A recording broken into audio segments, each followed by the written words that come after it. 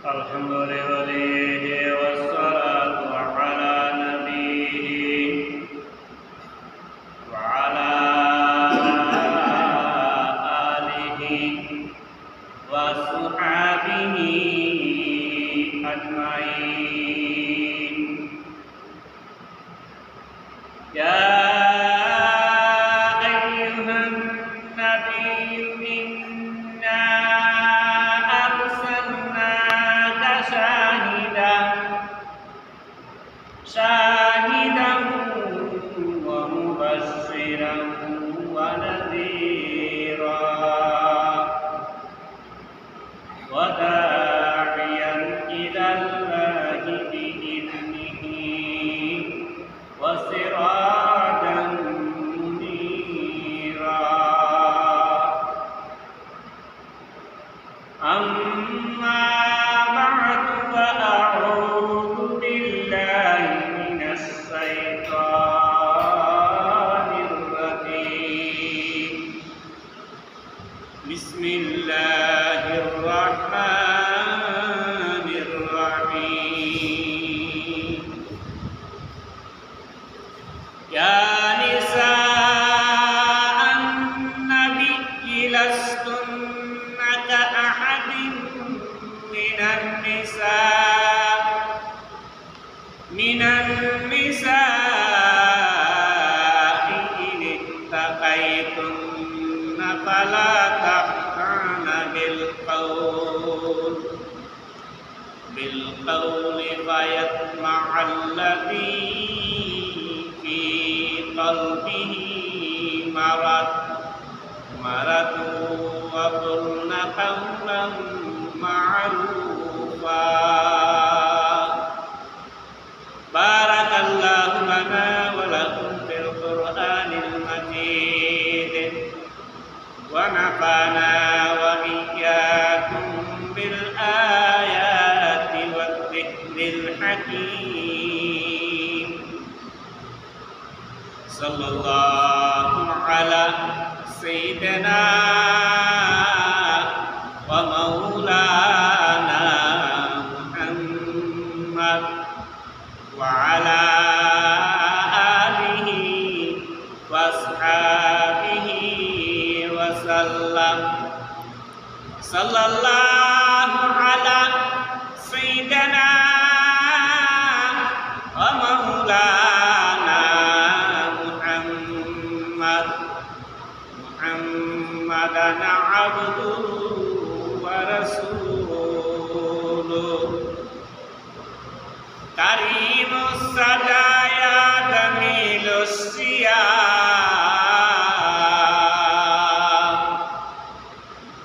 نبي البرايا شفي الأمم بلغ العلا بكماله كشف الدجى بجماله حسنت جميع خصاله. صلوا عليه وآله. या इलाही दिखा दे हमें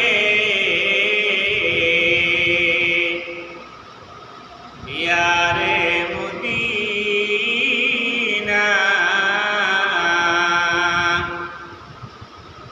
इलाही बना दे हमें गुबारे मदीना. बलगल अला बिकमालिही कशफत तुजा बिजमालिही हसनत जमीअ खिसालिही. सल्लु अलैहि व आलिही. আলহামদুলিল্লাহ, আল্লাহ তাআলা লাখ কোটি শুকরিয়া যে মহান রব্বুল আলামিন আমাদেরকে পবিত্র জুমার দিনে আল্লাহর ঘরে আসার বসার তৌফিক দান করেছেন। এই জন্য আল্লাহর শুকরিয়া আদায় করে আলহামদুলিল্লাহ। আমি যে আয়াত শরীফ আপনাদের সামনে তেলাওয়াত করেছি 22 নম্বর পারার 2 নং আয়াত। এই আয়াতের আলোচনায় মুফাসসিরিনে কেরাম লিখেছেন নারীর পর্দা। আজকের আলোচনা হলো নারীর পর্দা। শরীয়তের বিধান অনুযায়ী নারীর পর্দা কি? নারীরে আল্লাহ পর্দায় থাকার জন্য আল্লাহ কেন নির্দেশ করলেন? পুরুষে নির্দেশ করলেন না কেন? এই হলো আজকের আলোচনা। আল্লাহ রাব্বুল আলামিন বলতেছেন, ইয়া নিসাআন নাবী লাস্তুন্না কাআহাদিন মিনান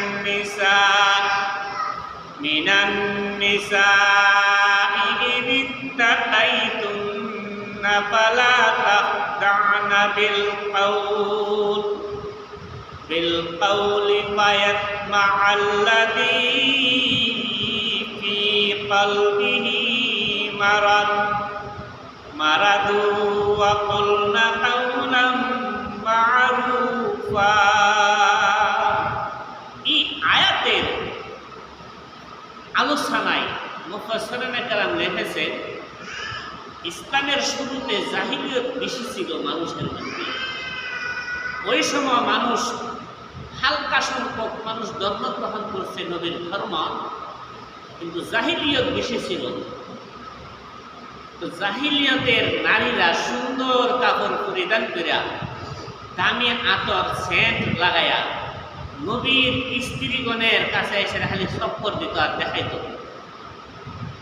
আর নবীর স্ত্রীগণের দীক্ষার দিয়া কথা কইত, ও নবীর স্ত্রীগণ গো, দেখো কত সুন্দর, কত দামি শাড়ি পিন্দি। তোমরা নবীর স্ত্রী হওয়ার পর তারপর দেখা যাইতেছে তোমাদের শরীরের মধ্যে তালি দেওয়া শাড়ি গো, তোমাদের পিন্দনের মধ্যে তালি দেওয়া শাড়ি, তোমাদের শরীরের মধ্যে দেখা যাগো হাতের সেলাই, তোমাদের শরীরের কাপড়ের মধ্যে দেখা যাগো তালি দেওয়া। হে নবীর স্ত্রীগণ, কত বড় নবীর, কত সম্মানী নবীর স্ত্রী হওয়ার পরেও, এ নবীর স্ত্রীগণ গো, তারপরও দেখা যায় তোমাদের শরীরে পুরান কাপড়। দেখো আমরা সাধারণ মানুষের স্ত্রী হওয়ার পরও আমাদের শরীরের মধ্যে কত দামি শাড়ি আর কত দামি সেন্ট ব্যবহার করছি গো। হে নবীর স্ত্রীগণ, তোমরা দেখো একবার লক্ষ্য করিয়া। নবীর স্ত্রীগণ এগুলো শুনিয়া মনের মধ্যে কষ্ট পাইবে। তো ঘরে যারা ছিল তারা একটা পরামর্শ করছে, একে অপরকে বলতেছে যে হে আমার বোন, জাহিলিয়াতের নারীরা সাধারণ মানুষের স্ত্রীগণ কত দামি শাড়ি পিন্দিছেন, কত দামি সেন্ট ব্যবহার করছেন, আর আমাদেরকে ধিক্কার দেয়া বলতেছেন, হে নবীর স্ত্রীগণ, তোমরা নবীর স্ত্রী হওয়ার পরও তোমাদের শরীরের মধ্যে পুরান কাপড় গো, তোমাদের শরীরের মধ্যে তালি দেওয়া কাপড় গো, তোমাদের সে দামি কাপড় আমরা ব্যবহার করি। এটা আমাদের জন্য সারা পরামর্শ হইল। আজকে আমাদের স্বামী মুহাম্মদ রাসূলুল্লাহ সাল্লাল্লাহু আলাইহি সাল্লাম আমাদের কাছে আসলে সর্বপ্রথম দাবি একটাই, যে ওগো আল্লাহর হাবিব, আমাদের মনগত কিছু কাপড় দেন, আর না হয় আমাদের মন খুশি হবে না, আমরা মনটা বেজার করে বসে থাকবো। যখন আল্লাহ নবী আমাদেরকে বলবেন তখন আমরা এই কথা উত্তর দেব। আল্লাহ নবী সাল্লাল্লাহু আলাইহি সাল্লাম মসজিদ থেকে রওনা দিয়া বাড়ির দিকে রওনা দিলেন। ঘরে ঢুকবার আগে আল্লাহ নবী সালাম দিতেন।